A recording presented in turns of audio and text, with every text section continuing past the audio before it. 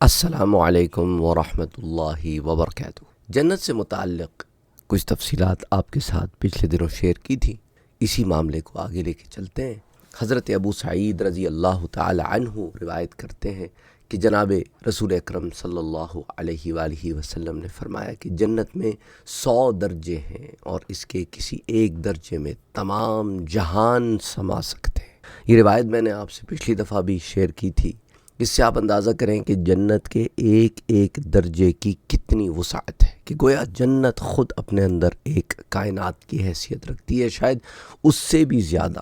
سنن الترمذی کی روایت ہے، حدیث 2532، مسند امام احمد میں بھی آتی ہے۔ حضرت ابو ہریرہ رضی اللہ تعالی عنہ بیان کرتے ہیں کہ رسول اکرم صلی اللہ علیہ وآلہ وسلم نے ارشاد فرمایا، جو گروہ سب سے پہلے جنت میں داخل ہوگا اس کی صورت تو 14ویں رات کے چاند کی طرح ہوگی، اور جنت ایسی جگہ ہے جس کے اندر تمہارے جسم میں سے کوئی سیکریشنز باہر نہیں نکلیں گی، جیسا کوئی تھوک نہیں نکلے گا، اسی طرح کوئی پاخانہ نہیں ہوگا، پیشاب نہیں ہوگا، اور جنتیوں کے برتن سونے کے ہوں گے اور ان کی کنگھیاں وہ بھی سونے کی ہوں گی اور چاندی کی بھی ہوں گی۔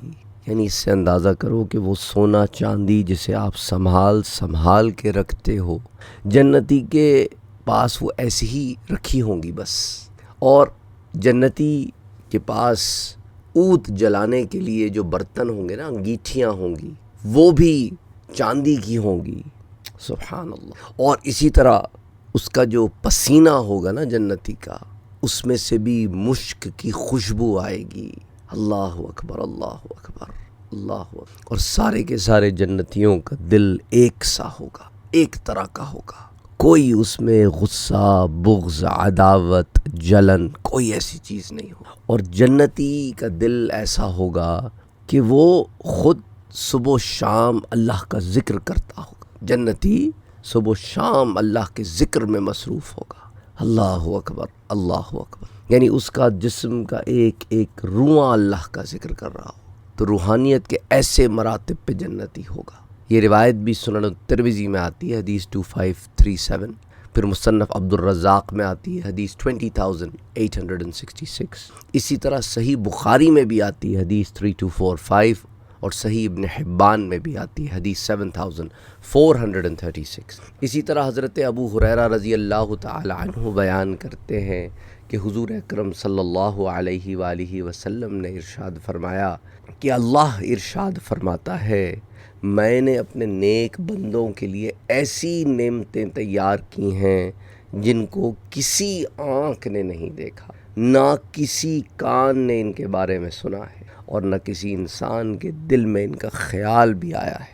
اگر چاہو تو قرآن کی آیا پڑھ لو، سورہ سجدہ کی، جس میں اللہ فرماتا ہے کہ فَلَا تَعْلَمُ نَفْسٌ مَا أُخْفِيَ لَهُم مِّن قُرَّةِ أَعْيُنٍ، کوئی شخص نہیں جانتا، فَلَا تَعْلَمُ نَفْسٌ مَا أُخْفِيَ لَهُم، کہ کیا پوشیدہ نعمتیں ہیں اللہ کے ہاں، من قرۃ اعین، ان کی آنکھوں کی ٹھنڈک کے لیے۔ یہ روایت بھی صحیح بخاری میں آتی ہے، صحیح مسلم میں آتی ہے، متفق علیہ روایت ہے، بخاری کی 3244 اور مسلم کی 2824، اور پھر سنن الترمذی میں بھی آتی ہے۔ اسی طرح حضرت معاذ بن جبل رضی اللہ تعالی عنہ بیان کرتے ہیں کہ حضور صلی اللہ علیہ وآلہ وسلم نے فرمایا کہ اہل جنت میں اس حال میں داخل ہوں گے کہ ان کے چہروں اور جسموں پر بال نہیں ہوں گے، اور ان کی عمر 30 یا 33 سال ہوگی۔ سنن الترمذی کی روایت ہے، حدیث 2545، یعنی کہ سر پہ تو بال ہوں گے، یہ آپ کے جو سر پہ بال ہوتے ہیں یہ تو ہوں گے،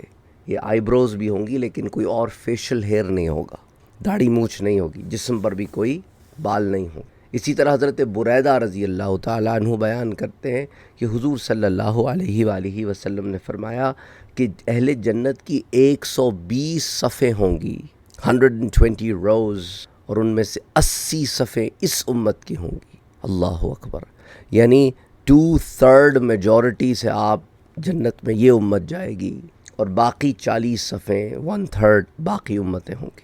یہ روایت بھی سنن الترمذی میں آتی ہے، حدیث 2546، مصنف ابن ابی شیبہ میں آتی ہے، مسند امام احمد میں آتی ہے، صحیح ابن حبان میں آتی ہے، سنن ابن ماجہ میں آتی ہے، کئی کتب حدیث میں آتی ہے۔ اور حضرت صہیب رضی اللہ تعالیٰ عنہ بیان کرتے ہیں کہ پیارے نبی صلی اللہ علیہ وآلہ وسلم نے اس آیت کی تفسیر میں ارشاد فرمایا کہ للذین احسنوا الحسنی وزیادہ، سورہ یونس کی آیا ہے، جن لوگوں نے نیک کام کے لیے ان کے لیے اچھا اجر ہے اور اس سے بھی زیادہ ہے۔ تو آپ نے فرمایا جب اہل جنت جنت میں داخل ہو جائیں گے تو ایک منادی ندا کرے گا، تمہارے لیے اللہ کے پاس ایک وعدہ ہے۔ وہ کہیں گے اللہ نے ہمارا چہرہ نورانی نہیں کیا کیا ہمیں جہنم سے نہیں بچا دیا، کیا ہم کو جنت میں نہیں داخل کر دیا؟ تو وہ کہیں گے کیوں نہیں؟ پھر اللہ اور ان کے درمیان سے حجاب اٹھا دیا جائے گا۔ آپ صلی اللہ علیہ وآلہ وسلم نے فرمایا اللہ کی قسم ان کو اس کی طرف دیکھنے کی بنسبت زیادہ محبوب چیز نہیں دی تھی، یعنی دیدار رب سے زیادہ محبوب چیز جنتی کے لیے کوئی اور نہیں ہوگی۔